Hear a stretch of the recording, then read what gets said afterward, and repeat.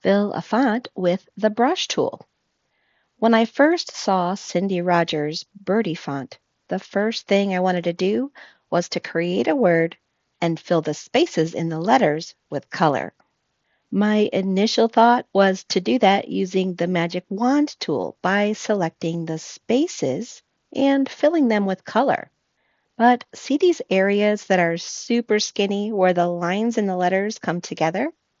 The magic wand tool struggles with areas like this, and it will not do a nice looking job. So here's the savvier way to fill the space in the letters that uses the brush tool and will also double as a handy clipping mask. This video is being recorded in advanced mode of Photoshop Elements, but the instructions for Adobe Photoshop are exactly the same except where noted. I'm starting with the layered PSD file from the download for this tutorial. This file contains a simplified type layer. The word cannot be altered. It's only meant for practice. To create your own word, I'd recommend purchasing the Birdie font family by Cindy Rogers. You can find other fill style fonts online. Once you have a large word added to your document, then you're ready to proceed with these instructions. First, in the Layers panel, click on the Word layer to activate it. Again, this could be a simplified type layer, or it could be an editable type layer. Press Control plus, that's Command plus on a Mac, several times to zoom into the word so that you can clearly see the sections that we will be filling in. Next, get the brush tool. In the tool options, open the brush picker, then open the drop-down menu and choose Default Brushes. Choose a hard round brush. In Photoshop, you'll find the hard round brush in the General Brushes folder. For now, I'm going to set the size of this brush to 25 pixels. Set the opacity to 100 and the mode to normal. In Photoshop, you would also set the flow to 100 and the smoothing to 0. As we go, if you feel like your brush is not behaving the same as mine, check the manual for more settings. I set the size of the brush to 25 pixels because that's roughly the size of the lines in these letters. If you need to adjust the size of your brush, you can do that on the fly by pressing the left and right bracket keys. The next step is to choose the color that you'd like to fill these spaces with. Click on the foreground color chip. In the color picker, choose a color. For now, I'll just choose red, and then click OK. Next, we'll create a layer to brush on. In the Layers panel, hold down the Control key in Windows or the Command key on a Mac, and click on the Create a New Layer icon. This is going to create a new layer directly below the current layer. To stay organized, I'll rename this layer. Double-click directly on the name of the new layer, rename it Fill, and press Enter or Return to commit the change.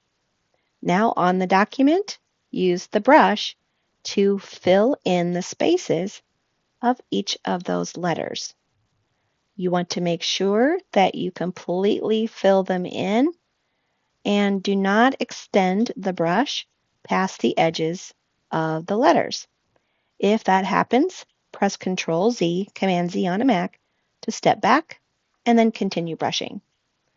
So I'll fill in the side of that W, the point, and the rest of the I here.